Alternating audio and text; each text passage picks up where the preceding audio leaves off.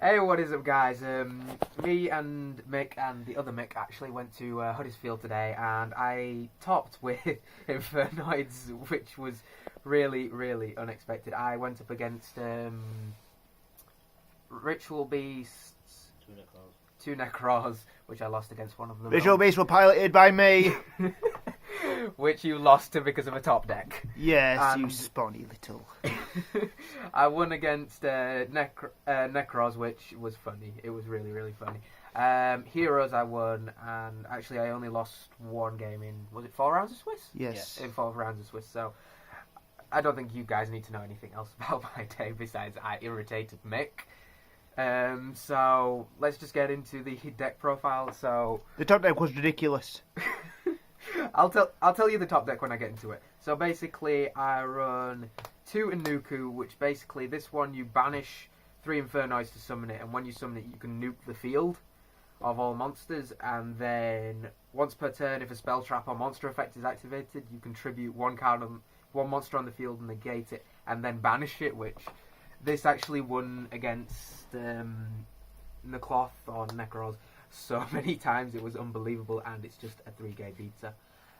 For any other thing, if none of you guys have seen Infernoids before, basically you have to, all of them, you banish monsters to summon them while the combined level and rank of every card on the field is 8 or lower, and they all have a second effect except for Inuku, where during either player's turn you can tribute themselves to banish one card in your opponent's grave. So that's 2 Inuku.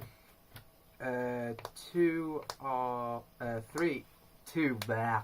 of him. I actually ran only 2 because I was either 2 of these and 3 Siamese, or 3 of these and 2 Siamese. But I like. By the way, YouTube, it's called tundle.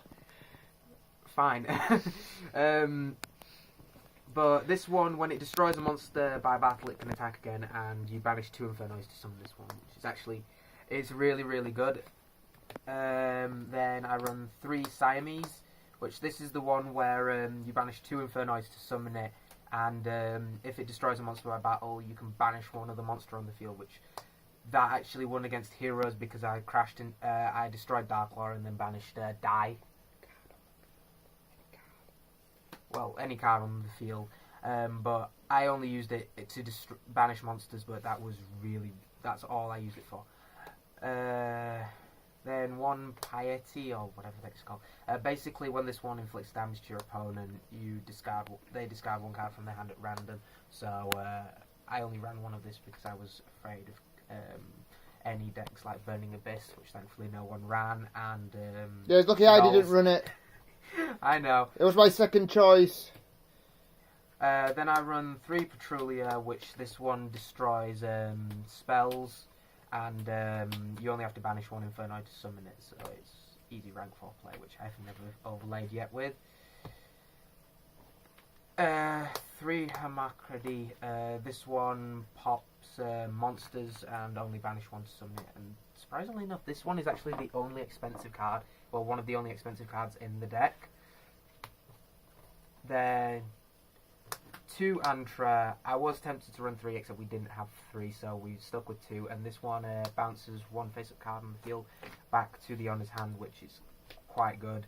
It actually helped against Sans because I just kept on bouncing Xiang back every time he made it.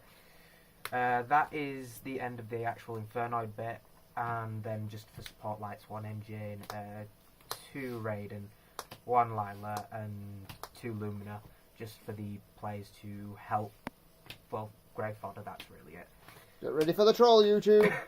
And then the last 3 cards that I run, 1 Necroface and 2 Card Trooper. Necroface was basically the troll card of the day because as soon as when I actually went up against the hero, he actually thought he won because I went through all my Infernoids and he thought, yay, he's out of monsters. Then I summoned this, shuffled them all back, and he went, oh. And he asked, how big's Necroface? I went, 25, and just beat him down with Necroface. And then when it left the field, I banished the top 5 cards of his deck, which were fun. I run these because I prefer these over Mathematicians because they get Grave and I get plus out of it. And that is the end of the monster lineup. Then to the spells, I run one of these. I don't actually... The only reason I actually wanted to run one of these is I was testing it, the idea, because basically every standby phase you get one Infernoid token, and then while this card is on the field, the Infernoids with the lowest attack cannot be targeted for battle or card effect, but I never really use the second ability. I only use the get the token, but that was really it. Then 3 Void Seer, which this is basically Infestation Pandemic for the deck, and then if an Inferno would be destroyed by a card effect, I can banish it in the grave, so it wouldn't be destroyed. 1 Charge just for search purpose. 1 Burial just for grave fodder, and then 3 Reasonings, because that was your suggestion, Mick. Because initially the deck had a few problems because you couldn't actually fill up the grave so quickly. So Mick actually suggested the other night for Reasoning, which you declare a level. Your opponent declares a level between 1 and 12, and then you mill until you reach a monster that you can summon. Which all the Infernoids, they can only be summoned by their own effects, so you'd keep on going through until you hit basically Card Trooper, your Light Swans, or Necroface. So I've only once gone through about half my deck, which when I did that I won the game because I just spammed to hell and won that way. Then 2 MSTs. This was just for vanities because that's the only thing that the deck feared. Then 3 Eye of the Void and 3 Void Launch, which basically Void Launch is a double Foolish Burial but destroys itself when you control anything other than an Infernoid monster on the field. But I just used it during standby phase for once. I actually played all 3 of them, got 6 in the grave and just won. And Eye of the Void is probably the most broken card in this deck besides a Nuku, because basically you can summon any Infernoid monster from your hand, ignoring its summoning condition, and its effect is only negated for that turn, so that's just OP to hell. So you can just get instant plus out of it, but that is the main deck of 40 cards, which I quite like. The extra deck was there for reasons of just being there. I only went into it once, and this isn't actually a complete extra deck. So you could actually put anything in, but I run one of these